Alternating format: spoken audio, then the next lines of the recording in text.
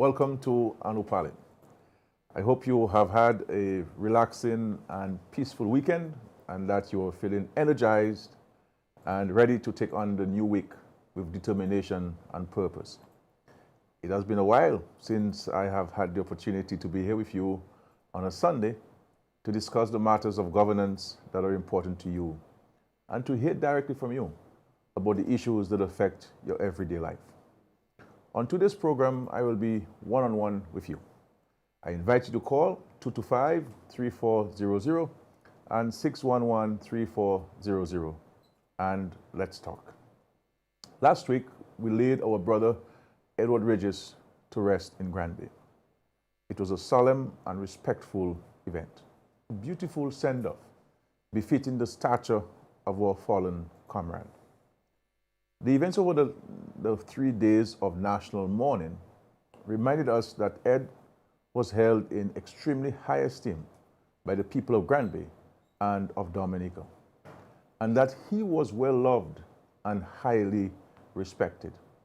We will always remember Ed fondly for his exceptional contributions to youth development and to the advancement of the people of the community, and of course, the Dominica Labour Party itself. The Constitution of Dominica now calls for a by-election to be held before the expiration of 90 days since the passing of Edward Regis. I know that many of you have been wondering who will replace Ed as parliamentary representative for the Granby constituency. Certainly, the person will have big shoes to fill and must bring a high level of commitment to the people and a willingness to hear and respond to their needs. Granby will need a representative willing to put in the hard work, one who is empathetic and caring, mission-driven, and a creative problem solver. Above all, the person must love people and genuinely care about their well-being and welfare. An announcement about the by-election will be made in the coming week. This past week, we commenced the distribution of tablets to primary school students. This, of course, is a timely intervention from the government, which means that soon every single Dominican school child will be able to access classes online. And what good news. In the first instance, we have acquired 2,984 devices with the assistance of the Global Partnership in Education through the OECS, and another 1,000 with loan funds from the World Bank. Additional devices are on order and should be available by year end, I believe about 7,000 devices. On Friday, 55 students at the Tetmon Primary School and 122 from Granby were presented with the devices. On Saturday gone, 80 students from the Rosa Primary School, 180 from the Goodwill Primary School, and 167 from the Atkinson, Salibre, Siniku, and Concord Primary Schools received the devices. Distribution continues this week with stops in Saint-Sauveur, Castlebruce, Delis, Montjean, Grandfont, and Laplaine on Monday, tomorrow. It is important to me and to every member of this government that our children receive these devices in the quickest time to continue their learning online. Through the NTRC, we have also introduced the Net for All, a facility that allows parents to access affordable internet service at a small fee of $10 a month. When we say we are the education government, the education party, we do not say this lightly. We remain committed to the creation of access to education at all levels for every Dominican child. We continue to make strategic investments to promote equity so that all children, regardless of their background, can strive within our education system. Investment in education and equity is the first and most essential step to improving access and success for all students and securing our nation's best future.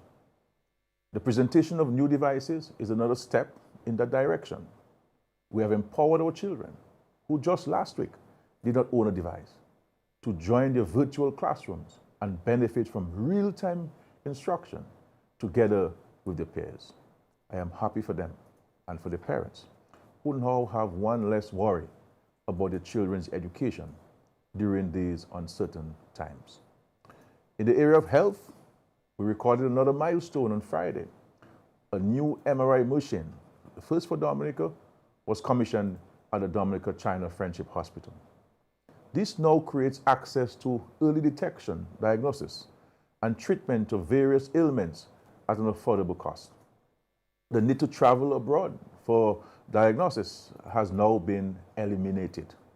We no longer have to travel for MRI. And I want to say thanks to the government of China for this wonderful gift.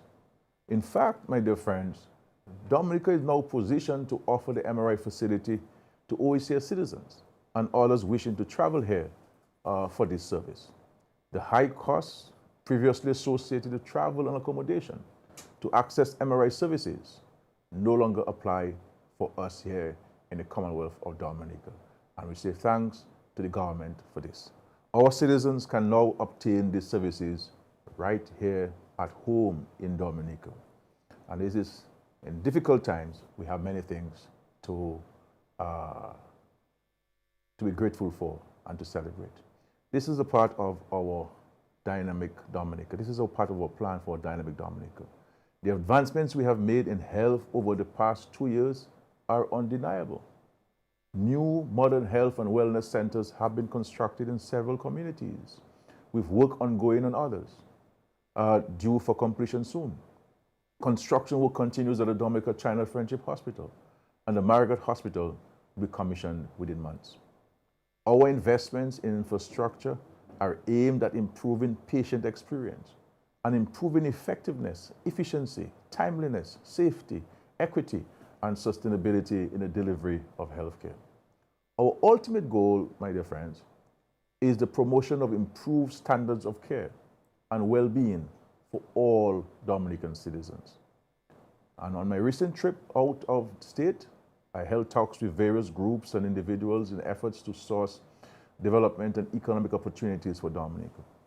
Meetings held in Dubai, Egypt, and Pakistan were promising, and it is my intention to provide the nation with an update on my travels and the discussions held.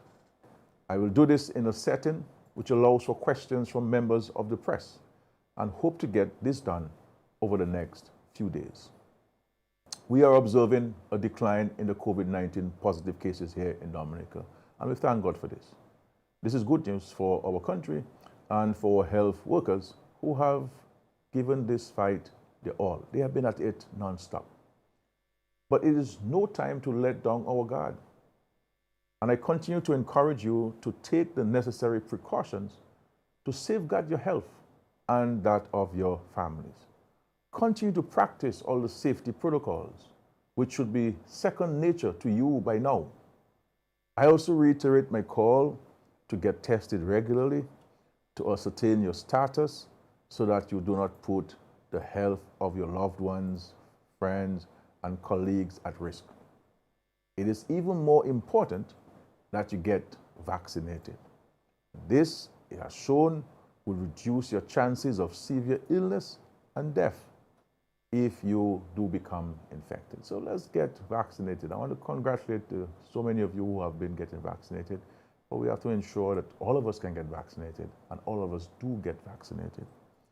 And because we are in this fight together, and it requires that every single Dominican takes responsibility for his or her health. The government will play its part, but at the end of the day, each citizen must take responsibility for his or her health. This week, we will also announce further lifting of the restrictions which have been implemented to curb the spread of the virus. Among some of the measures which will be announced are the lifting of the 11 p.m. close of businesses and an increase in the number of people who can attend church services. So we look forward to this. This month, starting at the end of this month, there will be this conference in Glasgow, Scotland. It's called COP26, that will deal with climate change issues. As you know, we have been on the front line of climate change, the effects of climate change. Dominica has been severely battered by these natural disasters, and we have seen an increased frequency of the storms and an increased veracity of the storms. And our case at this conference is for the developed world to not just talk about climate change and to talk about what they intend to do. There must be tangible actions, and I really want to commend the government of the United Kingdom. I believe the United Kingdom is leading the way in terms of institutionalizing the country's policies in respect to what needs to be done to address the issue of climate change. So in the United Kingdom, across political lines, there is an understanding that climate change is real and that tangible actions must be taken. And we have a wonderful story, a practical story to tell the world at Glasgow, at the climate change conference, the COP26. But the reality is, this conferences have been going on for a very long time, for over 30 years. And we have not seen any tangible actions on the part of the developed world. There are pledges of money, lots of money, but they're not getting to us. And the reality is, unless these resources get to us as countries, that are affected by climate change, we're going to have a challenge. In our case, the majority of our debt from 2010, the majority of our debt have been in response to natural disasters. One can imagine how much money we spent after Maria and after Tropical Storm Erica. What we could have done with these monies. The dredging of rivers, the clearing of debris, the reconstruction of public buildings and private properties. One can imagine hundreds of millions of dollars responding to natural disasters. And so for countries like ours, the time for action on the part of the developed world is now. So we've been preoccupied with this, and the reality is, with this COVID-19 and of course these natural disasters, we were subjected to some flooding a couple of weeks ago, and just to understand how climate change has impacted a country like Dominica. If anybody were to tell us, 10, 15, 20 years ago, that it's raining and it's going to flood, we would rubbish this. We said, nothing, nonsense. It rains, it has rained back in the days for days. And the water simply flows through the rivers and go to the sea. All we see is that the sea is brown. But now with the slightest rain, countries like ours get flooded. And we're seeing also the erosion of our landscape. You can see places like Calibishi where the community is getting smaller because the sea is coming in. And that is the case of many of the developing countries. So you have drought, you have flooding, and one can just appreciate the impact on the way of life, the survivability of our people. That if every time we have to respond to a natural disaster, rather than building, one can understand this. And we have given ourselves a commitment. We are doing what we have control over with the resources that we have. We've been building in a resilient way, so that when we build, it can withstand the ravages of the storms. And this is what Build Back Better is, and this is what building resilience is. Again, you're free to call. The number is 225-3400 and 611-3400.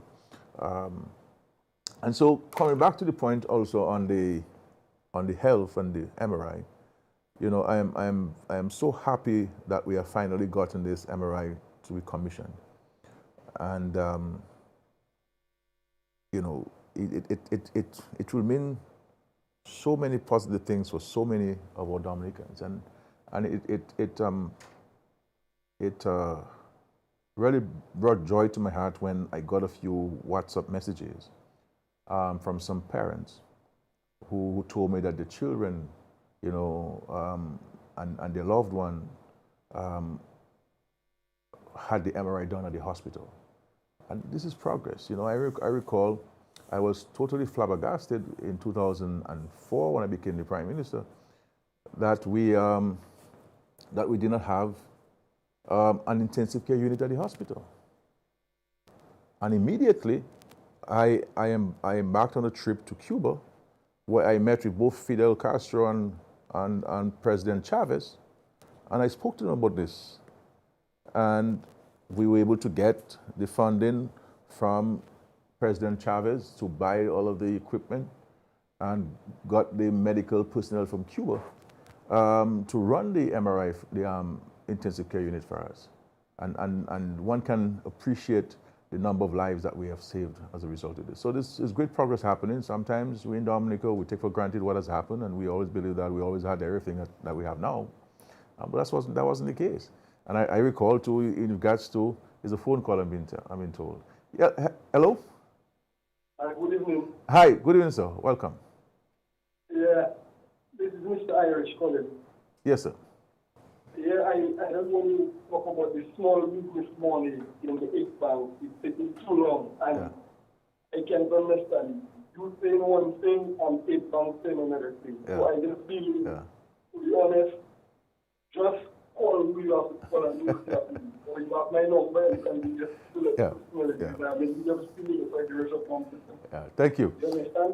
All right, sir. So work on that. I want you to work on that. Yeah. All right. Okay.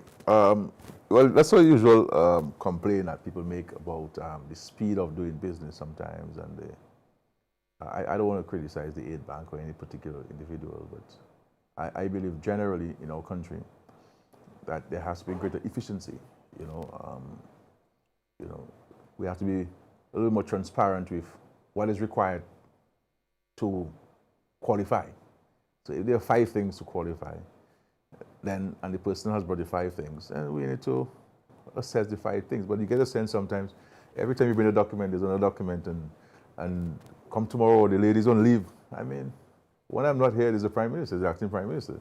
You know, so we have to ensure that we're a little bit more responsive to people. Maybe I have a greater sense of urgency and impatience than most, because, you know, maybe because the greater responsibility rests on my shoulder.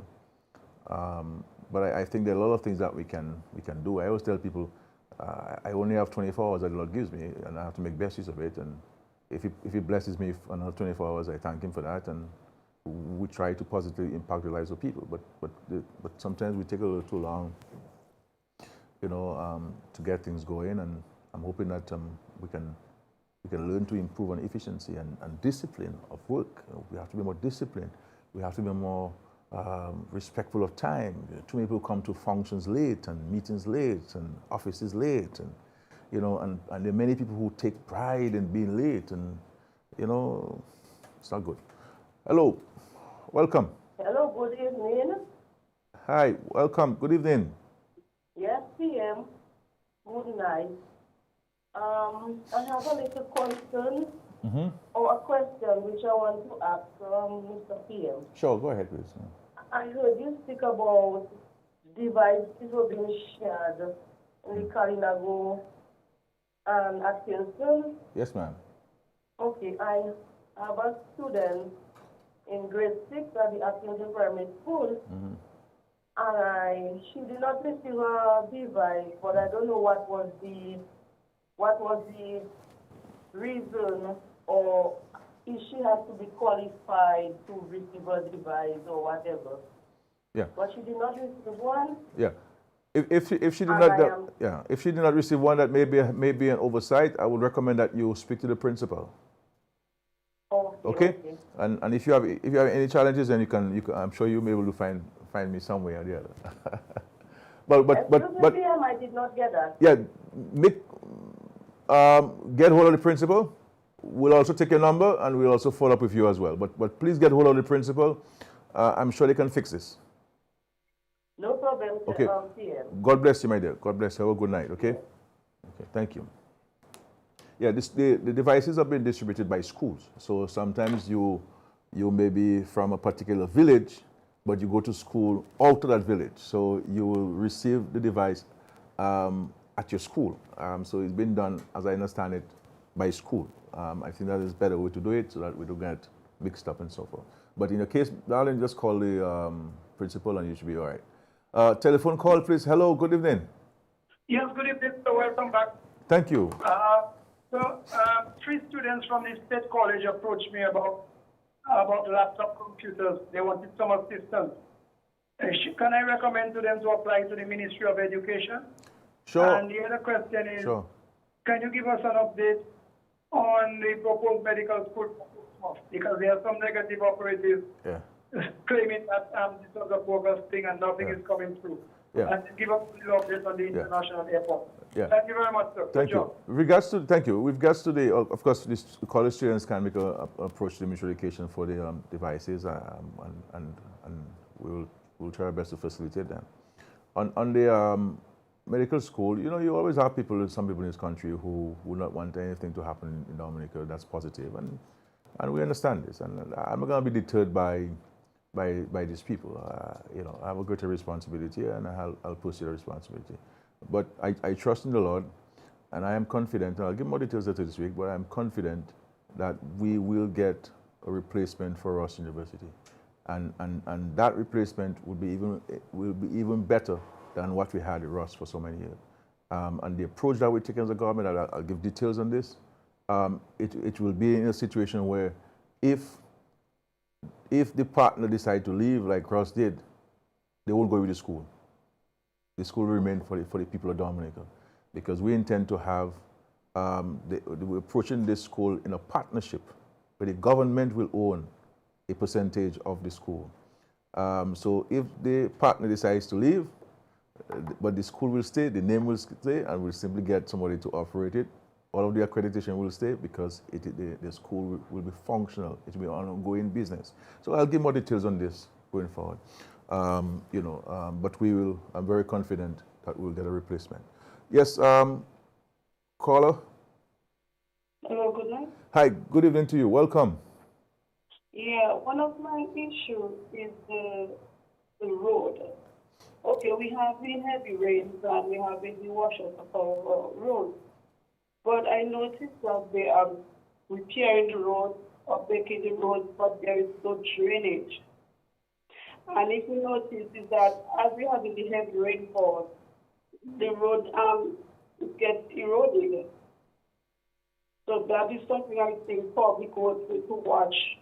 That while they are doing the roads, they need to put in the drainage system. Mm-hmm. Yeah. Okay? Yeah, thank you, my dear. I think in some areas, I take a point and you have a point. In some areas, you can in fact construct concrete drains, but in many instances, it's also advisable to maintain the earth drains. What I've said to the Ministry of Public Works, and I'm hoping that they will take this on very soon, is that every so often we need to reinstate the earth drains, because there's erosion taking place, you know, and there's build-up, and sometimes the earth drains become the same level with the road surface itself. But if we have proper earth drains and we trace them back every so often, every 2 years or whatever it is, then we will see more of this water flowing into the ravines and avoiding the damage to the road. So you're spot on, and I know that's something that the minister has noted, and some action will be taken on this to reinstate a lot of his drains. If you go to Bells and you see all of these edge failures, really caused by blocked earth drains. So I agree with you entirely. It's a huge cost to us when these things happen. Caller, please. Good evening. Hello. Hi, good evening. Welcome. Good evening. Hi. Hello. I'm hearing you. Listen to me and don't listen to your television. I am listening to you, but you're on another program. No. How are you? I'm very well, thank you. Very well. How is the wife? Everybody's fine. My wife is fine, and children are fine. Okay, I wish you a most wonderful and blessed coming week. Thank you. Thank you. And may good Lord continue to hold your hands and walk with you through the darkest night and the brightest day. Thank you, my dear. Thank you. And no weapon that form against you shall not prosper. Someone called on the program and said you get so small. I was so stressed out because I haven't seen you for a long time. As a matter of fact, I may have put on a couple pounds, so I am back on a diet. You know, I don't want to be like Daryl Teeth. You know, I told Daryl Teeth he has to lose some weight. You know, but so right. I put on some pounds there, so I need to lose it. I don't want your face to get too come. Because if you get too big and your face get too come, I will see my dimples again. So you're looking like a 15-year-old. Keep on holding on, man. Love your wife and children. God bless you, my son. Thank you very much. I do not know when I can come to see you because I want to talk to you. I will give you a call. Okay? Okay, my son. Okay. God bless you. Continue to bless God, but I can direct you. Thank you. And I cover you with the precious blood of the Lamb of God, Jesus of Nazareth. Thank you. Keep on holding on, keep on praying. Thank you. And mommy praying for you until her death. I know. God bless you, my son, and give your wife my love and the children, give them a hug. Thank you. Thank you very much. There's another caller, right? Thank you, caller. Yeah. Now, I think I put on a couple of pounds, I think, you know, so I need to lose a few pounds. So I'm working on that. The previous caller asked about the airport. We're progressing to the airport. The airport is looking very exciting. There's a caller. Please, caller. Hi. Yes. Go ahead. I am wondering about the small business grant. A lot of like for you suffered with the COVID thing. How good something that because we non-entity and we brought in and we have been with. Can you give an estimate time as to when this thing will come? You recognize this fast approach and we need to do something ourselves. Okay, thank you very much. Yeah, I thank you, caller. I know the Ministry of the Ministry of Small Business Development. I know they've been providing grants to many small business people. I have seen approvals of these. They've been having some training sessions as well, online training sessions, which have been well received by the participants. We will continue with this. As you know, we have a commitment of between 27 and $30 million from the CDB. I think they're taking a little bit too long with this. I believe now the issue is on CDB's end. And I'm hoping that they can move with this. I intend to call the president of the CDB this week to get this thing moving much speedily, because it should have been here for us a while now. And this is money that would have been well received by many small businesses who have been impacted dramatically by the COVID-19. Caller, please. Hello? Hello? Yes, hello, PM. Yes, sir. Go ahead, please. Yes, good evening. Yes, happy Sunday. Yes, sir. Go ahead, please. Welcome. Yeah, let me tell you, I would like to discuss something. Well, I would like you to call me. Okay. Okay, no problem. I will do that. I'll do that for sure. God bless you. Yeah. Yeah. I think somebody's putting a question on my Facebook page about there was a donation from Flow in 2018 for $1.2 million to go to 3 different institutions. 1, the public library. 2, Rosa Boys School. And well, they say 3, but they only put 2. What happened to that money? Well, I don't know. I have to find out about this money. Who this money went to. I will have to ask the financial secretary tonight. So I will get an answer for you, but I don't know. I'll have to find out. Okay. We'll also be unveiling some plans for, as Percy mentioned, we're designing the Rosa Library.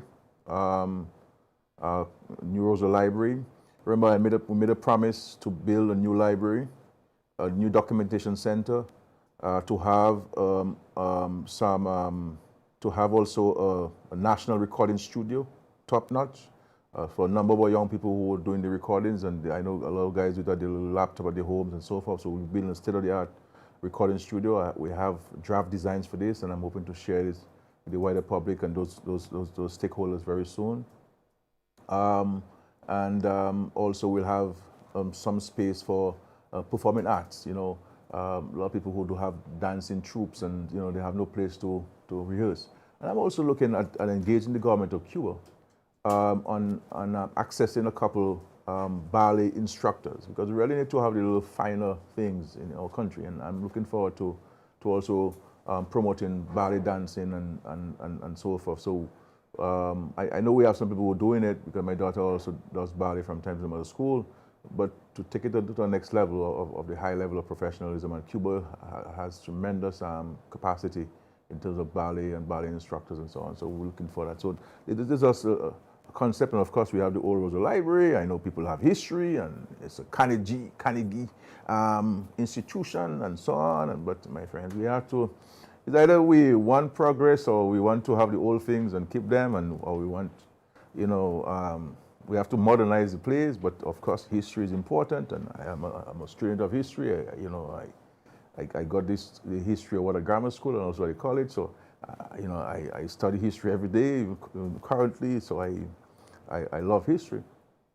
But sometimes people don't want to break a wall because the wall is 100 years. People don't want to cut a mango tree because the mango tree is 150 years. You know, and so sometimes I find we discuss things in the country from an emotional standpoint, and then there's a whole new layout for the Bayfront that we had presented in 2019, that we have fine-tuned, and we're hoping to represent this to the country and to enhance the Bayfront and economic activity. We will be building a new ferry terminal with proper restaurants and proper waiting rooms, you know, and also building a structure that will host like a little shopping mall with different opportunities for people with shops and so forth, and also a modern theater, you know, modern theater. All of those things will be passed on to the private sector to manage, because I don't believe the government should be managing these things. Caller, is a caller? Is a caller? How you doing? What's up, Ian? Hi. Good evening to you. Welcome. Yeah, man. I'm going to but I'm just taking time off to for what you're doing. You know? Thank you. Job you're doing, and the Dominica is your party, so you know, it's not that I understand. Sure. Thank you, caller. That's my friend from La Plaine. He lives in St. Thomas. He's still there? Hello? Hello, good night. Hi, good evening to you. Welcome. Yes. Ma'am, good night. Good night to you. Good evening. Welcome. Tell Good me. night. Okay, I'm calling from Marigot. Very good. I recognize the voice. Are you hearing me? Yes, so go ahead. It's enough. That's my friend Hake there. Hello. All right, go ahead, please. Yeah, I said that. I'm calling from Marigot. Yes, sir. Go ahead. Welcome. Yes. I called you the last time. That's your boy from Marigot calling. Of course, I know. I recognize the voice. And I called you the last time, and I asked you to speak to me off. Okay. I will give you a call. I guess you are busy. Yeah. I will give you a call tomorrow morning, God's willing, okay? Yes, please, Tom. Take care. I'm sorry, I'm going to speak to you. Sure, no problem, my brother, no problem. Yes, please. Somebody saying that a lot of energy is being placed, that's on Facebook, a lot of energy is being placed on devices for students. Please don't forget the teachers. I know the Minister of Education is listening, and we need to ensure also that the teachers who've been doing a pretty fantastic job with online learning. It's not easy for them, but they're really keeping at it. And there's a caller, please. Caller, welcome. Hi.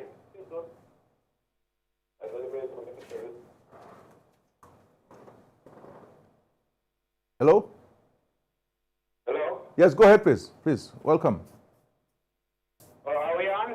Yes, sir, you are on. Oh, hello. It's a pleasure to speak with you. I'm Peter Lamb. I've been trying to get a hold of you. I want to talk with you about the judiciary.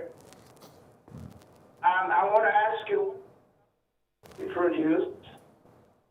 I want to ask you things and important and taking so many but no this loan.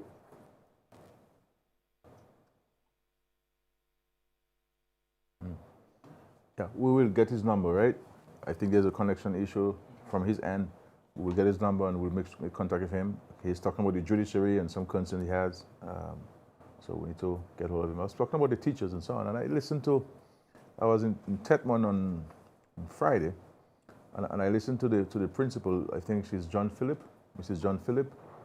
And she was expressing or articulating how they have been able to manage the online classes. And, you know, it is very, very, very striking. And it really reinforces in my mind that we have, you know, conscientious people, you know, who are concerned about one another, and especially less fortunate. And what they have been able to do at the Tetmon Primary School, you know, is amazing.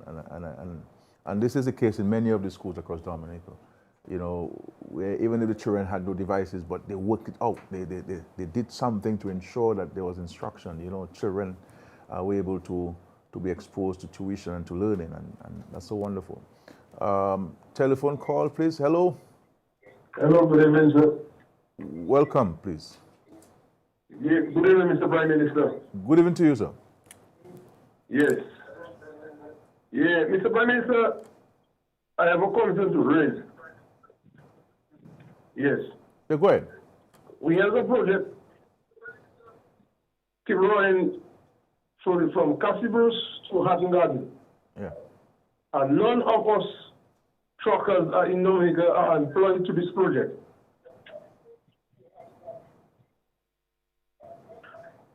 Yeah.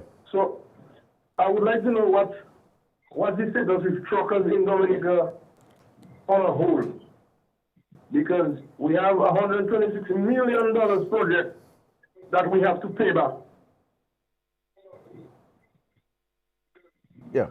I take note of it. I know I have been asked to, I've been invited to a meeting, or a meeting has been asked to me with by the president of the Truckers Association, and I'm hoping that this week I can schedule it.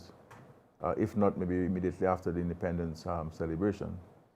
But we also have to understand that there are two entities. There are private truck owners who I know have been engaged, but there's the Truckers Association, Tipper Truckers Association, and so we need to understand these dynamics. And of course, I will meet with yourselves and hear from you. Hopefully this week coming, or certainly immediately after the independence celebrations. Okay, but your point is taken, and certainly it's something of concern to us, and which we will follow up on.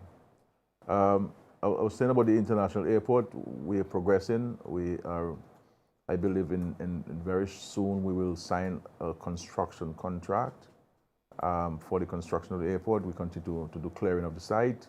The homes that we've been building are near completion. We've started the offices. The offices are under construction.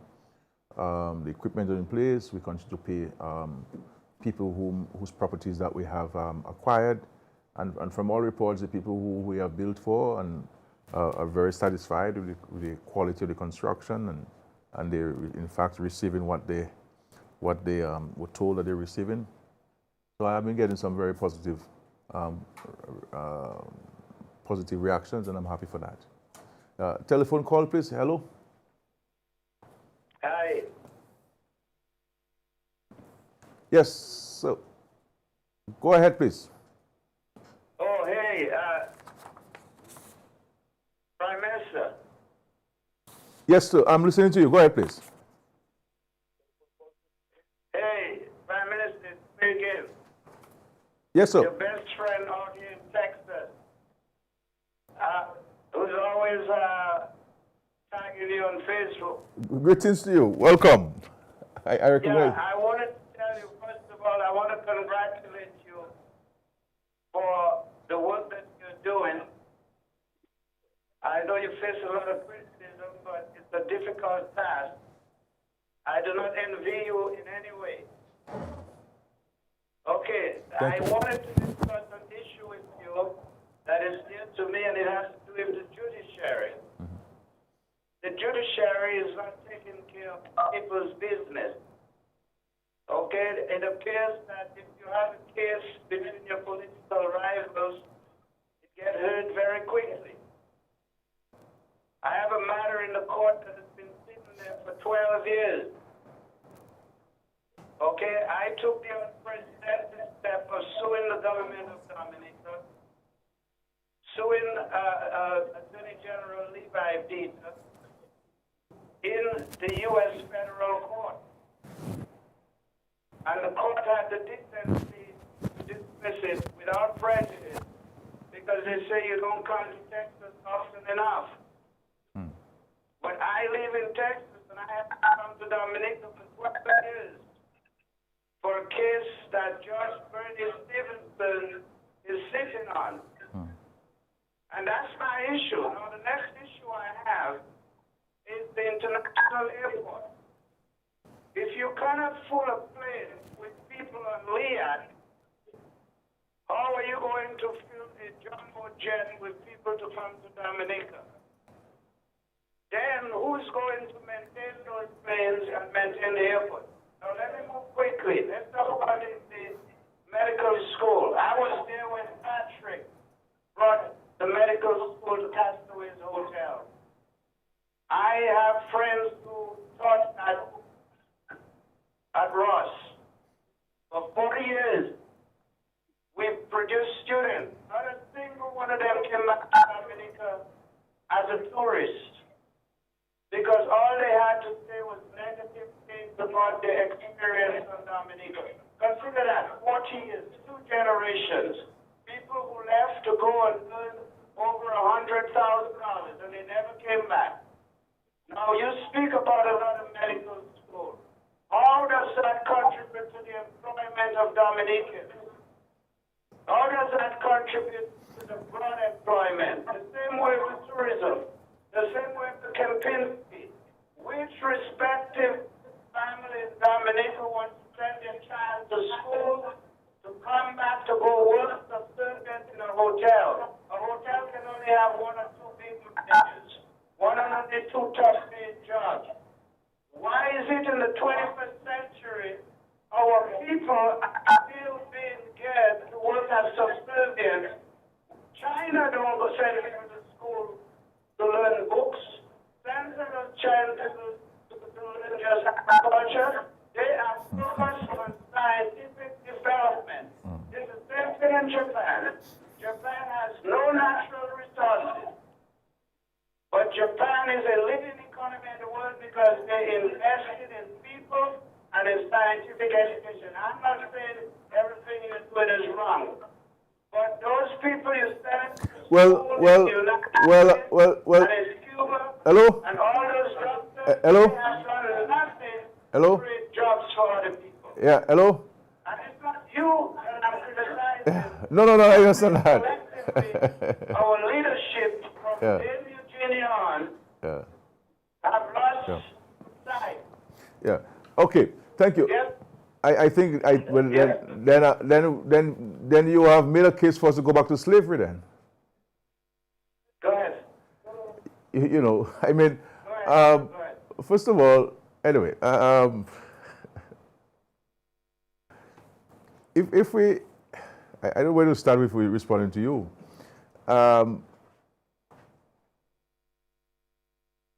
We talk about development and we want development and so forth. The reality is you have an access issue in Dominica.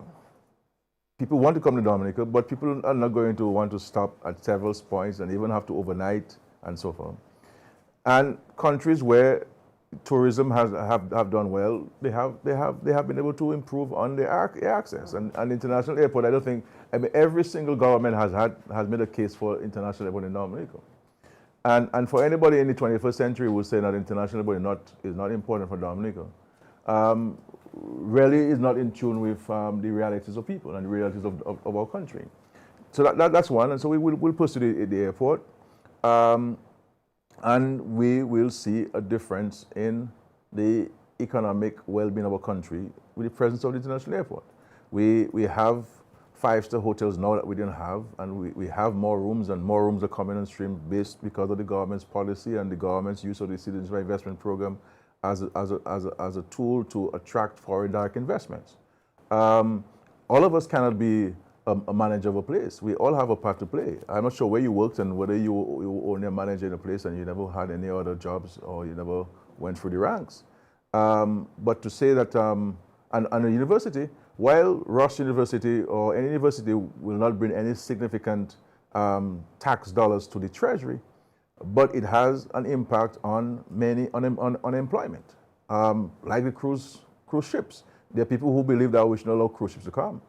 But the people who rely on the presence of cruise ships, whether you're a tour guide or you're a vendor or you're a taxi operator, understand how important it is for them. And on the issue of education, we have to continue training people. We have to continue training our people. We cannot say, well, okay, well,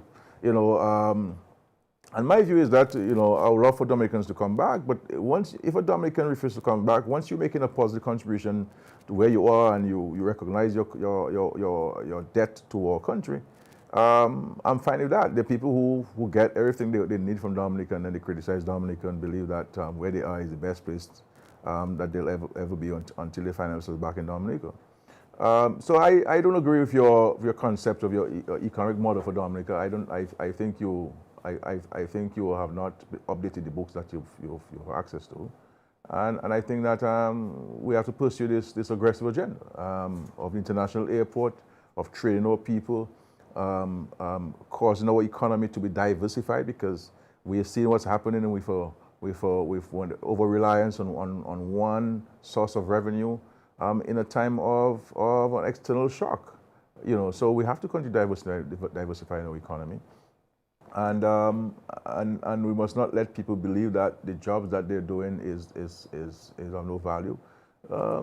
I appreciate the lowest held jobs in the society, because without these people, we will not be able to function. And I have the greatest respect for these people. Caller, please. Good night, dear. Hi. How are you? Very well, thank you. Okay, welcome, Lord. I just enjoyed the movie. Thank you, darling. Thank you. Welcome. Thank you. God bless. There's thank you. On Facebook, they're asking, is there any way school can be reopened in November? I understand the challenges of parents the online learning is a challenge, and I understand this. I empathize with all of you, the parents. But the reality is, it is safer now to keep it online for the time being. And I would suggest that we may very well have to keep online for the rest of the term and look to January. I believe it is safer. We still have, yes, the cases have dropped, but we still have cases popping up here and there. And we have to protect the children at all costs. So I understand, I know it's a challenge, trust me, I know it's a challenge for so many parents. But I would advise us that we may want to keep it online for the rest of the semester. But we keep reviewing, the Ministry of Education keep us assessing and evaluating things, and if we believe that school can reopen face-to-face in November, then I'll be happy for that. Caller, please. Good evening, Mr. Prime Minister. Yes, sir. Good evening to you.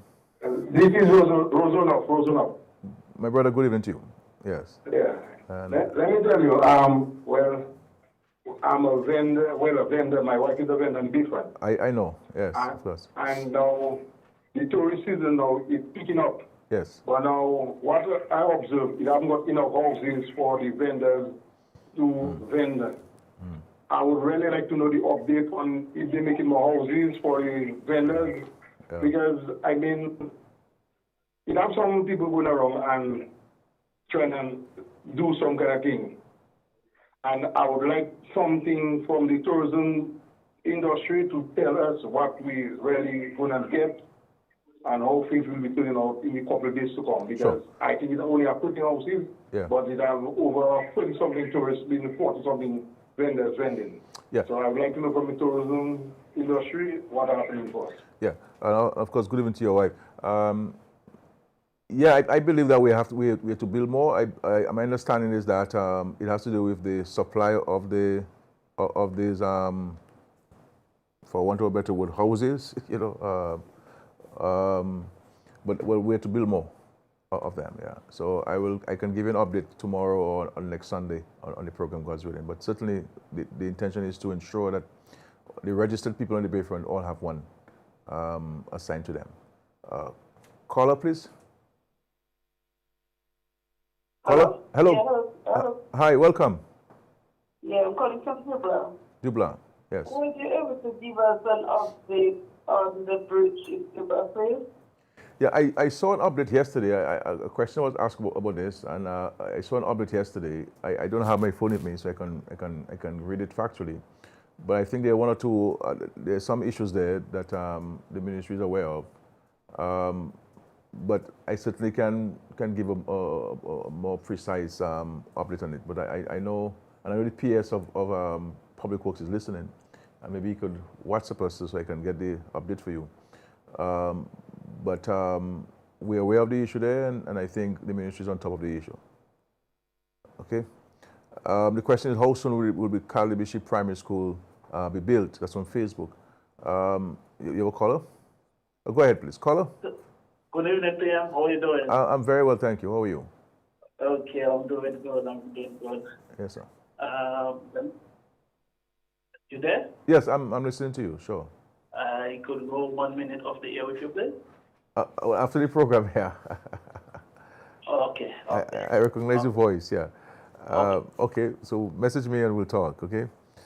Yes. Calibishi, as you know, we have got a commitment from the government of China for the construction of 6 schools: the Goodwill Secondary School, the Thibault Primary, Bellevue Chopin to serve Pidit-Savan, well, the new Pidit-Savan in Bellevue Chopin there. Tetmon, we have Sineku, we have Calibishi, and there is one more. I believe that's it. So these schools will be financed by way of grant from the government of China. We're now awaiting from the Chinese government the schedule for the construction of the schools. We're hoping to get it soon. But I believe that all things considered, all things being equal, we should start the commencement of the school by the first half of next year. I'm hoping. I keep my fingers crossed on this. But from our end, we have cleared everything. I know in Tetman we had a land issue. We bought land, so the land is available. And there were some changes to be made to the design for Thibault and also for Bellevue Chopin, and I think for Sineku. Those things have been cleared, and we're now waiting word from the Chinese for the implementation schedule. Telephone call, please. Hello? Good evening. Hi. Yes, good night again. Good evening to you. Just trying to find out what is the update on the light for the Anschluss Potterby Road. Seeing that I'm a personal resident there, it has 44 years without electricity. My children are going to school. It's a challenge right now. And seeing that school is online, everything is a stress right now. So I'm just trying to find out what is the update on the light for that area, please. Yeah. Yeah, I would love to get this update for you. I know that there was some assessment done in Potopia. I know this place very well in Atkinson. So we will follow up with Dominica on this, and my staff will take note of this. Okay? And I think we need to communicate with the council there as well on an update so they can pass it on to you. And I know the challenge of the Calibishi primary school students, you know. So we are really pushing on this, and we look forward to the commencement of the schools, hopefully the first half of next year. But there's a firm commitment for the schools, and we look forward to this. I know work is progressing nicely in Daly's and in Mount John, at the Granby, which will become the Edward Ridges Primary School once completed. Work progressing very nicely and there as well. So we appreciate those efforts. And of course, the Maho Primary School, the new Maho Primary School is on schedule. And I believe certainly students will move into the new school in a new semester, new term, in January of 2022. Okay.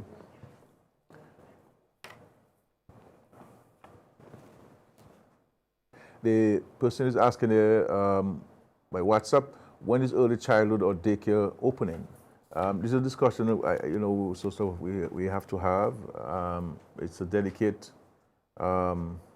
situation, and I know that there's so many people who rely on this for the daily bread, and there's so many parents who need to have the children in a center so that they could be at work.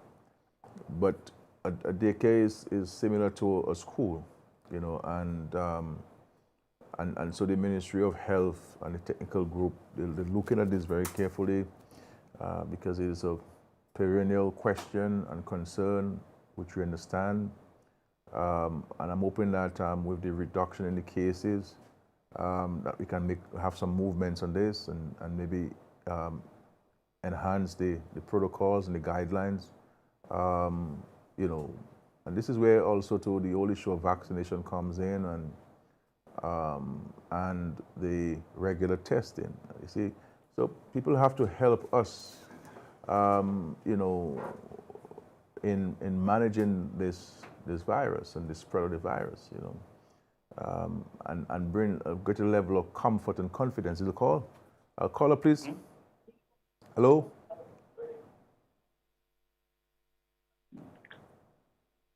Hello? There's no caller. And so we're gonna have to even discuss the issue of how do we assist these daycare owners, because I know it's a challenge. I'm a parent and I know and I interact with so many people on a daily basis. That we have the online classes and we have children at home. As you know, we were already coasting nicely, and here comes the end of July. We had this surge, and this has, really created a whole challenge for us. We were the first country in the Caribbean that had face-to-face classes from the time this pandemic started. We had a whole year of classes, face-to-face classes, uninterrupted, and that went very well, But I think sometimes the dropping of our guard sometimes creates a challenge for us. Telephone call, please, caller. Yes, good evening, James. Yes, sir, go ahead, please. A question. People coming in by here, when they come into the airport, they have antigen test. When they are fully vaccinated, and they are allowed to go home, as long as they are negative. The cruise ship passengers, rather vaccinated people, why is there an antigen test even the cruise ship passengers when they arrive, and which will allow them to actually go into the city and spend money to shop? I still understand why they're doing within that RHA area when they are also supposed to be vaccinated on cruise ships. Another quick thing, came from Portsmouth today, and I'm very happy to see that all those lights, people are taking them up to the solar panel from those posts. It's appreciated. Yeah. But I think the policy is broke and fly over the different villages to see where they can find those solar panels, because they won't put it outside. Yeah. For it to get charged. And it's just ridiculous. Yeah. Yeah. Yeah. Yes. Thank you, my brother. The issue of the cruise passengers, we are managing this within a particular bubble and under some strict guidelines and protocols. And it's all a matter of trying to find a responsible balance to ensure that we minimize the impact on the livelihoods of so many people, you know. And so it's finding a balance, and this is why I must commend the taxi operators who have helped in getting the bus drivers are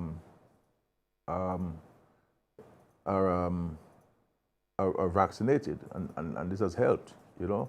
So it's just trying to find a balance, you know, ensuring that the health imperatives and the livelihood imperative, you know, there's a responsible balance, and you know, so we as you know, my brother, we continue to review, we continue to assess, and you have seen us where we can give certain concessions and where we can lift certain restrictions. We do that. So as time goes by, it's an evolving process. It's not static, but we continue to make that move. On the issue of the street lights, I drove to my constituency yesterday, and it's always heartbreaking for me as the leader of the country. You know, I get criticized so much for this not happening in Dominica. We don't have that. We need this and we need that, and then we give it to Dominicans, and they destroy it. You know, and to see so many of these street lights have cost so much money. I mean, the cost of putting these street lights up. You know, every time these contracts would come to me, I would always ask the question: why is it costing us $450,000? Why is it costing $500,000 to put a few street lights? You know, it costs a lot of money to put these street lights up, and we put these street lights to enhance our road safety, to enhance the ambience in our country. And people destroy them. You know, people destroy them, and then we have to now pay another $500,000, another $1 million, another $1.2 million, or $3 million to put them back up. You know, we put guardrails. People mash up the guardrails, and nobody pays for it. And then the same people who mash it up complain where the guardrails is not safe. You know. You build sports facilities. People find a way of defacing them. We have to appreciate things, you know. And really unfortunate what has happened. And you see on the road to Douglas Chelsea Airport, I mean, over 80 street lights destroyed. Over 80 street lights. On the West Coast as well, going to Portsmouth. I mean, it's not nice at all. I'm very disheartening and so on. But that's part of life. I've gotten the response for my friend from Dubla. I'm being told that the beams, the beams to go across the bridge, they are waiting for its shipping to Dominica. There's some challenges with shipping. As you know, it's a whole supply chain challenge across the world for all sorts of things. This is why we had issues with the tablets and the laptops. Before school started, we ordered 8,000 laptops to ensure that we could provide every child come September with a laptop. And we've paid for them, and we have been unable to get them. The suppliers promised us 1,000. It should have been there 2 weeks ago. And we still haven't gotten it. And it all has to do with the supply chain. I mean, the entire thing is disrupted. It's difficult to get things. You order things, you pay for them. And it's a real backlog of supplying stuff and getting here. So I've been told that the shipping issues. So once these beams are available, then it's a matter to place them up, and then you pour the concrete over them. I think that's the challenge there. So let us hope and pray that we can get this. It is such a wonderful project for the people of Dubla, and it will certainly enhance access to the community, and also enhance the ambience of the wonderful village of Dubla. So let's keep our fingers crossed.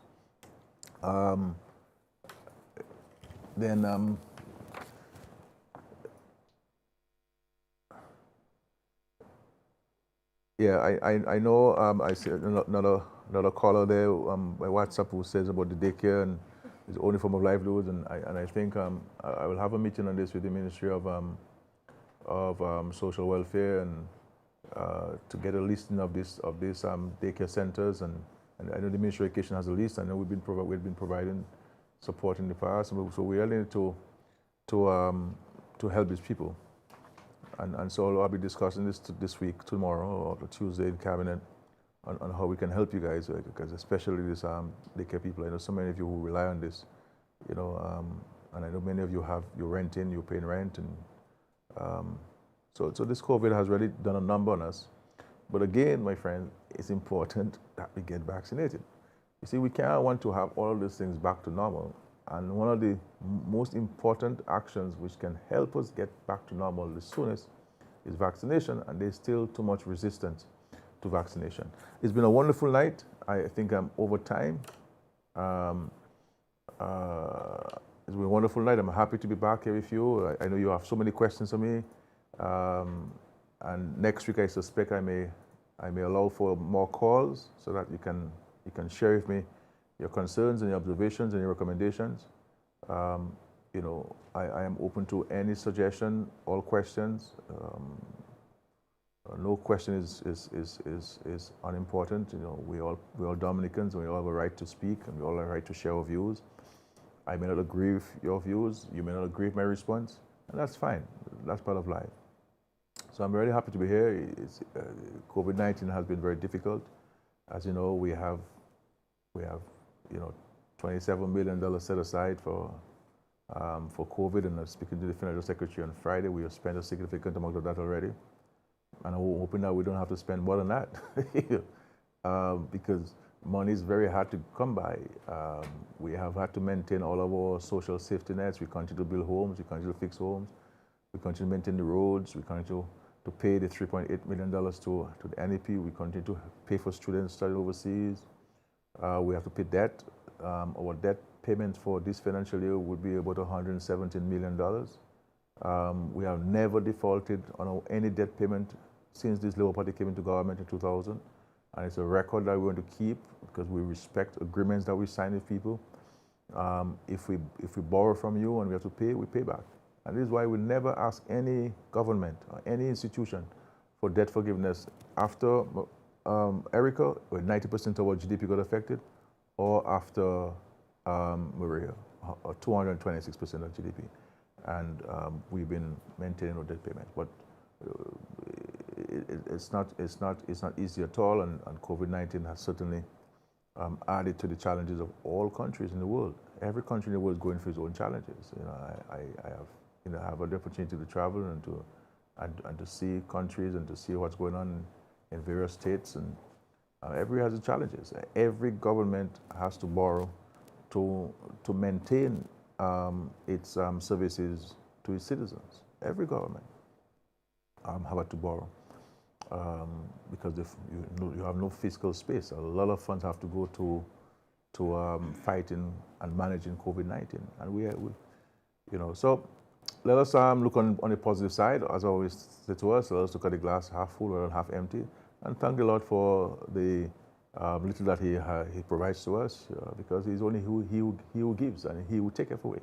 And so let us not pay attention to what we have in our hands and look for what we don't have in our hands. And so we have to thank the Lord for this.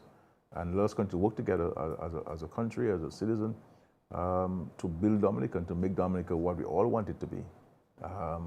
You know, but the question is, what is going to be my individual contribution to this effort? It's easy to criticize, but when you have to put your hand to the wheel and put your hand to the plow, then that's where you understand what is your role, what is the role that you have to play. So I'm very happy to be back. I'm always happy to hear from you because this is my job, this is my responsibility. I only have this job because of the people of this country, and I have a duty and an obligation and a responsibility to listen to them and to hear from you and to tell me what we're doing right, what we're doing wrong, and what we should be doing better and what we should be doing more of. And so, because at the end of the day, all of what we do for you. God bless you. Independence time. Let us. I know we celebrate independence in a different environment, but we know how to celebrate, and we've been celebrating wonderfully thus far. God bless. I see crabs is the main thing in Dominica now. You know, crab axe and crab pilau and crab soup, and you know, so people are excited about crab this year for some reason or the other, which is all good. It's part of our traditional independence dishes, you know, so let us enjoy it and so on. God bless. Thank you. Good night. Good night. Hi everyone, I'm Nadia Farrell-Peanut, Head of the Adult Education Division. Hi, my Thank name you is very Research. I'm the Minister Secretary for Ministry of Governance. Hi, I'm Consuelo Warrington, Administrative Assistant at the Establishment Personnel and Training Department. Hi, I'm Shamin Thomas from the Ministry of Governance. Hi, I'm Bruna John Baptiste, Senior Clerk, Establishment Personnel and Training Department. Hi, I'm Emmeline Augustine, Establishment. Just wanted to know that I got vaccinated. I got vaxxed. I got vaccinated. I got vaccinated. I got vaccinated. I got vaxxed. And I encourage you to get vaccinated. Take the vaccine.